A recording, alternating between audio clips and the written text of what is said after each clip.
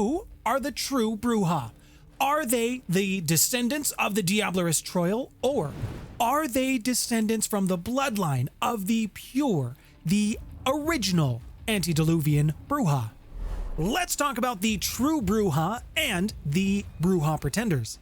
In the world that is the world of darkness, specifically Vampire the Masquerade, the true Brujah are said to be the original descendants from the antediluvian Brujah who gave birth to his line. They are one of the more mysterious and enigmatic lines when it comes to Vampire the Masquerade, and their history is also shrouded in mystery and speculation. According to myth, the original antediluvian Brujah was diablerized by Troile. Troile was a progeny of Brujah.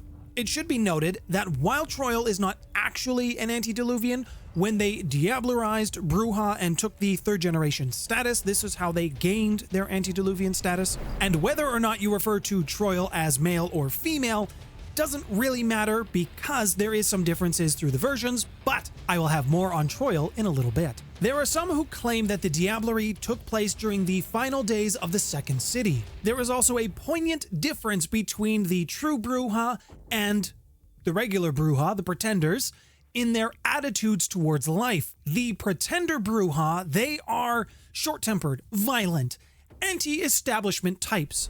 A true Brujah is noted for their calm exterior, their emotional distance and detachment. There is a theory among the true Brujah that suggests they are the usurpers. Some evidence that's put forward to support this. For those who believe this anyways, there was a splinter cell that formed in the days of Carthage. This splinter cell was devoted to gathering up knowledge, anything that they could find on philosophy, on fighting, on combating the beast within. Unfortunately, this would have resulted in the final deaths of many of the elders, especially if we're talking about the days of the Second City and the fall of that. When this happened, much of the research, much of the knowledge that was gathered by the true Brujah was lost. The splinter cell would then go on to call themselves the true Brujah, and they would further go on to use the betrayal of Troile as justification for their rage. In the time of the Dark Ages, there was really only about 10 members of the true Brujah clan.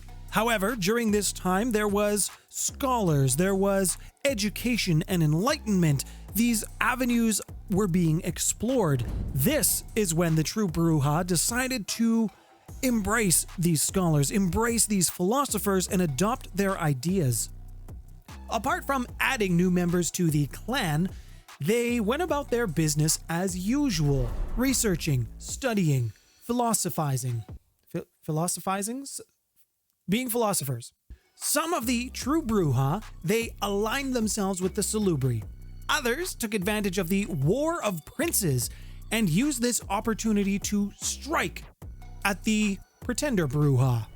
During this tumultuous time in history, the western branch of the Camarilla approached the true Brujah. The Camarilla promised vengeance against the false Brujah, and eventually the line of the true Brujah aligned themselves with the Camarilla. Many of the true Brujah's involvement with the Black Hand, as the Camarilla was otherwise known as, they were very important to the founding of the sect itself. In the metaplot of the revised edition, the true Brujah were already a very rare bloodline. It also said that the bloodline became even more rare when Enoch was destroyed. The Black Hand's headquarters was then moved into the Shadowlands. Then, with the loss of Enoch and the Camarilla, the true Brujah fell in with the followers of Set. Now, let's talk a little bit about Troile. But before we do that, if you are enjoying the video today, could you please toil just a little bit and hit that like button to let me know you're enjoying it? I would greatly appreciate it, and it greatly helps the YouTube algorithm. Troile was embraced by Brujah the Learned sometime around 3000 BCE.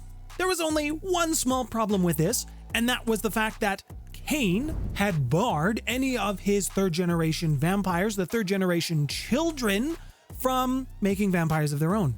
Brujah, the antediluvian, was known for his lack of emotion, and Troile, they feared that their sire would try to correct or amend this mistake, amend this violation with their destruction. This is when Troile came up with their own plan. Kill the bitch first. Watch that on playback a couple of times. With Troile diablerizing Brujah first, there would be the added benefit of gaining their powers. Also, with Brujah being out of the way, Troile could take control of Clan Brujah. Now, there is an interesting theory when it comes to Troile and Brujah that some members of the clan actually believe. This would be that Troile and Brujah are actually the same person. There are very few, if any, records that put them in the same location together. Thus, it is theorized that Brujah faked his death, assumed the identity of Troile, and took control of the clan. At least, that's the theory. There is another story that claims that Troile and Arikel worked together. They were not happy with how the vampires of the first city were acting, and the two of them turned to Saulot for aid. Saulot would then go on to explain that empathy was the only cure for how the vampires of the first city were acting, which was poorly, with little to no empathy. This information would then send Troile and Arikel on a mission, on a great work that they began, and it would last for 101 years.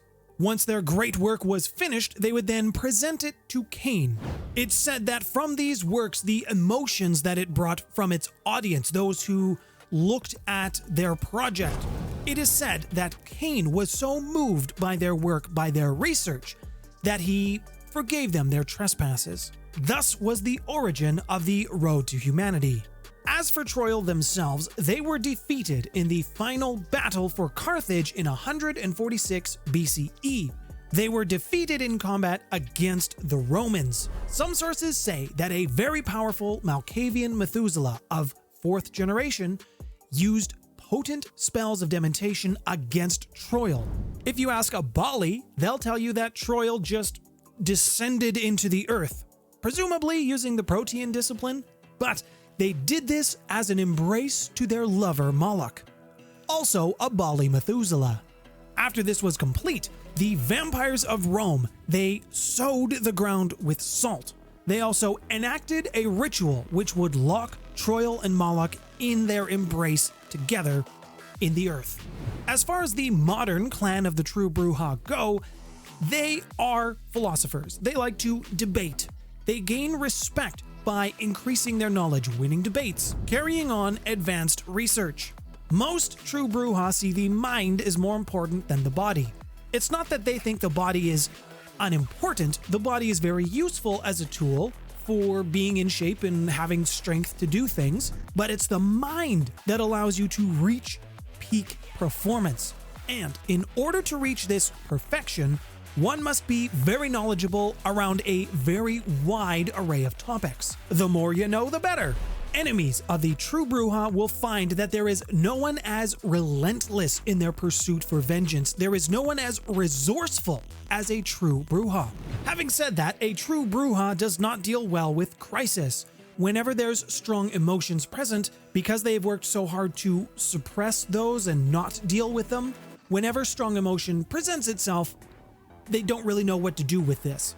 If this situation was to present itself where a True Brujah is overcome with emotion, they will largely act irrationally until they can regain control of their mental faculties, suppress that emotion down again. If you want to learn more about Cain and the First Vampire City, then you need to click here, or here for learning about the other Brujah. Thank you to all of my patrons for supporting me and the channel. All of your support is greatly appreciated. My name's Nathaniel. Thanks for stopping by, everyone. Kill the bitch first. Oh.